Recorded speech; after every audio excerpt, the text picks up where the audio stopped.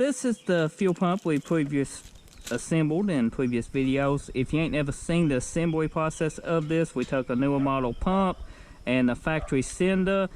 It's in the description below. Check in videos out. Tons more details with part numbers of everything you're going to see me use today. And it looks like a filter needs turned around this way. Oops, we popped it off. Let's fix that. Now, I'm going to trust this cylinder is correct and works great. I'm going to trust that now, because I ain't checking it. We're just going to drop it in the tank after we put on our O-ring, because I about forgot that.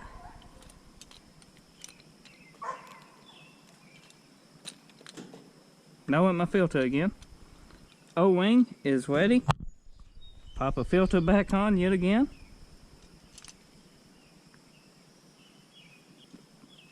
Filter's back on. I would like to spin it around just because it don't interfere with that throat any. So now let's put this down in here. Throat looks good. Everything's new. Everything should work technically. Everything's plugged in. Double check. Triple check. Okay. And this thing goes.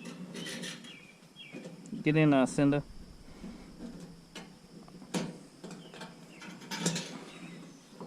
Filter needed a little help. Make sure it's still on. It is. Just like so. Now let's go to groove it sets in and faces the correct direction.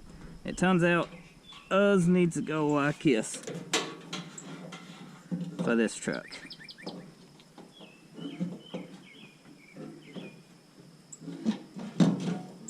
Just like so. Looks pretty good. You got different positions you can lock this into. You know, we got a tab here that might knock us off. Not 100% on that. No, it will not knock us off. So let's put a ring on. We got an O-ring. It's seated, you know, actually pretty good. Then we can take this and hammer it in. And it will tighten up a wing. Ugh. So I'm just going to take a one way and tap here on these little tabs, if you see here. And this will tighten up.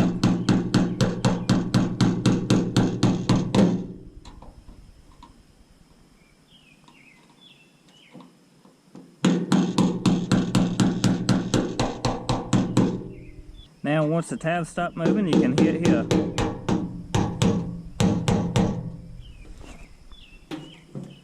And just keep walking it around. There we are. All the way around we are centered, we are tight, we are not moving, we are sealed, no water or moisture is going to get by our O-ring. It's mashed down. Everything seems okay. What you want to do to get this ready to actually put AM fittings on is to cut this. These little nipples right here needs cut off so you can put compression fittings onto this. Or you can put a 37-degree Ferrule with an AN backside, and you can just screw ANs on like that, however you want to do it. Usually it's easier to put compression fittings on these, and it works out just as good. So that's what we're going to be doing today. We're going to bend these just a little. Don't want to bend them too much. Just enough to get a brake cutter and stuff on them. We are turning just a little. This needs tightened. We need the fittings. The fittings I'm using is compression style fittings. That's what you will want to use with this. I always use Ferrule the ends for AN 37-degree fittings, which you can do. No, this video isn't about that. This video is us just connecting these. Let's see. It looks like the 3/8. We got a pair of 5/16 somewhere.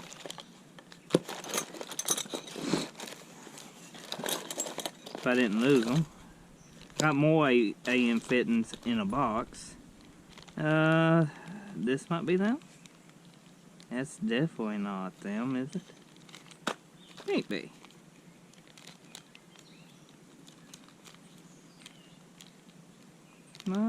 No, that's down. Okay. Now, whatever you use to cut these off with, you got to be careful, because if you're using an old existing gas tank, then you might have some gas, so you don't want to use nothing that'll make sparks. You can use basically a little hacksaw. It's got a little blade. I've tried to explain it a little bit better, but everybody should know what a little hacksaw is. Okay, if you ain't got one of those, you can use a tubing cutter, but bending these, you could break these. Now, if you're using a new gas tank like I am, and a new cinder, and you have no fumes whatsoever around you, you can use a grinder. But you cannot use a grinder if the gas in the tank or old fumes or anything like that. If you're going to cut these with a grinder, do it before you put it into the tank. So what I'm doing, since I cut this with a grinder, is I gotta file all this leftover thing down here on these, so my fitting will go over it. Because, you know, that's what grinders do. They cut, and if you look, it's got little buzz on it. You have to file them off. A 3/8 is the feed line. You can tell by size. 5/16 is the normal line. Let's go ahead and put a 5/16 compression fitting on. Have you ever had them bags that you just can't open, so you just don't bother and just whip the bag? That's what I just done. Go ahead, open this up, and hopefully you can see everything good. Oops, that blew away. It's a bit windy. Inside your fitting, you will have a little brass ball in the fitting itself. This is 5/16. It should just slide up on here. Now, if it does not go up on here, and you cut it with a grinder like I did, you have to file it some more. So, let us try a flatter file would do good. But I got a round file. We can check with this. Okay, this might not be 5/16. Okay, I'm gonna have to figure out what in the world I got going on here. Put this back here, because that is not going on my 5/16. Try the 3/8. 3/8 feed.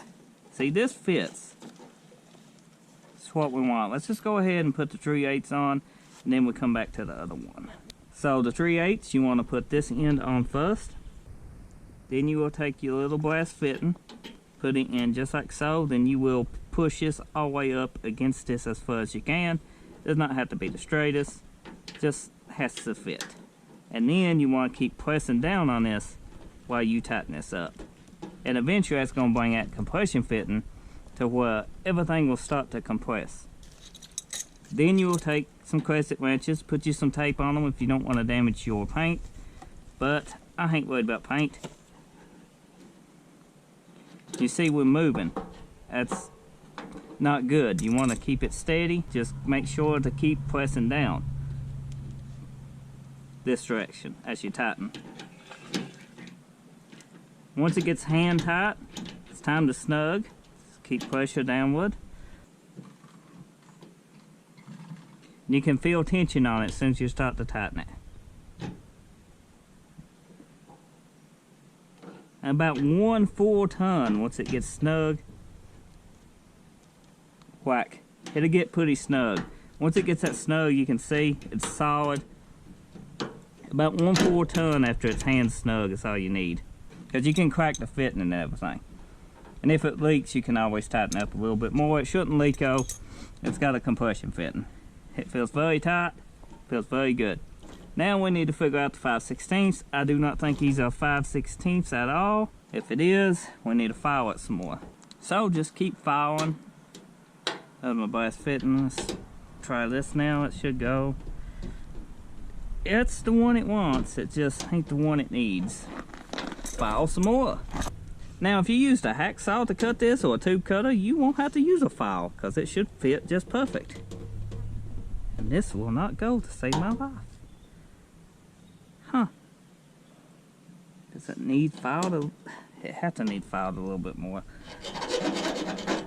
This is definitely 5/16. That'll go. This is not going.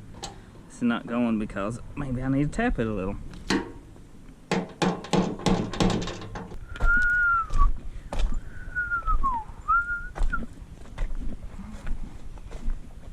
bigger file. Get them edges a little bit better. Hopefully, that's what I plan. Will not go to save TattsForLife foot. So if you look, these fittings is identical, but we just got the copper piece on there. So that means this fitting's gotta go. So I cut that just a tad bit more. Now I'm gonna file the edge just a little. And I cut it a little bit further back just because it just ain't fitting the way it should. Now, I got a little dust in these. I'm gonna pick the best two. This one fits, looks like it'll fit better. And this still don't go. You got to tell me something here, fitting. You do not want to go. Now I got one of these on earlier, unless I got sent the wrong fittings, which is possible because today's quality control is just so amazing anymore. I send back more than the parts that I can use. So I guess it just a little, see, here to go there. It's about perfect, but it's not gonna go here. I mean, it tries.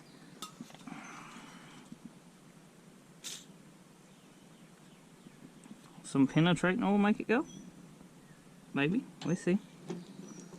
Can I tap it? Will that help?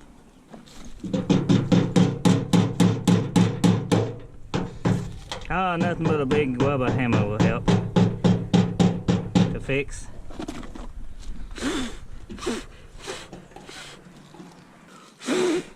I think we're good, guys. I think we just did everything we need to. I'm gonna spray some penetrating oil. There's a little bit in there to get some of that dirt that I lost inside of it. Yeah, it looks pretty smooth.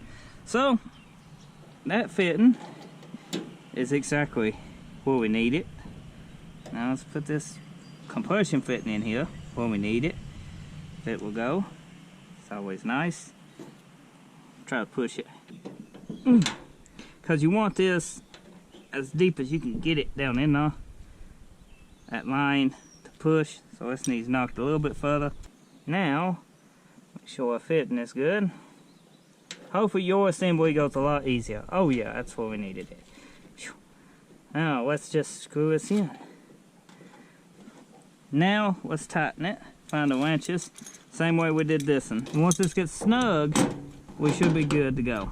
It's just overcomplicated when you get something that don't fit the way it needs to be. This should not have to be this complicated. But it is. Let's go a little bit tighter on our crescent wrenches. Don't want it flipping, but we're getting to the point that it's compressing. So, get this on. Oops, we flipped.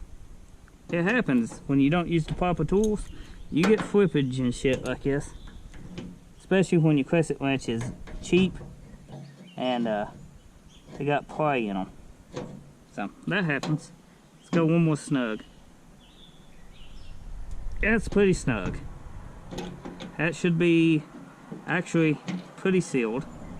You don't want to over tighten it because you can actually crack the fitting itself, and you don't want to crack it. You just want it on there and snug. Both fittings is snug. This one's got a little bit of dirt in it, but it should be fine. I mean, it's not dented, hit a seal, all that stuff. We didn't do any damage to it. It's just a cheap ass fit and didn't want to fit right.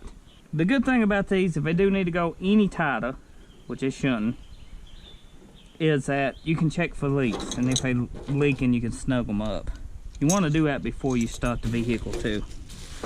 So let me get all my fittings together, wherever they ended up at.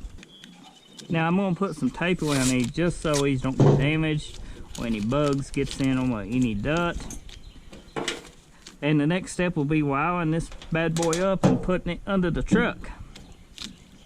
So hopefully your AM fittings fits better than mine did. Mine fit like crap.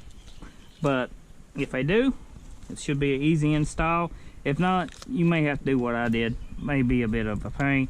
they snugged in, they tight. I don't think there's gonna be any leakage. I should be good. I always buy these in pairs too, in case you miss one up. I'm going to show you the finished product. I have primed the truck and checked for leaks, because you want to do that, and I did it on the ground. They give me enough line to, if I ever drop this tank and everything, you know, I can access it on the ground. This is your vent. It's not hooked up yet, but you know, the feed and the return is the main thing. Got the wires lined out. The fuel pump wire on this sender was gray, and the fuel level was the purple one, and this one was ground, of course. You know, it has the outlet on it. Also, I had to take and cut one of those nipples, one of these tabs here, whatever you want to call it. I said nipples. And instead of going in at an angle like you seen, I had to cut that so I could get more tilt straight on, because the throat was actually staying up and hitting the baffle. So that's something you want to be mindful of, is you may have to cut that tab off and position it straight where your throat sets good into the baffle. Other than that, it was easy. Hope you enjoyed this video. If you're new, get subscribed. If you're a returning subscriber, I appreciate you watching again. And I'll see you on the next one.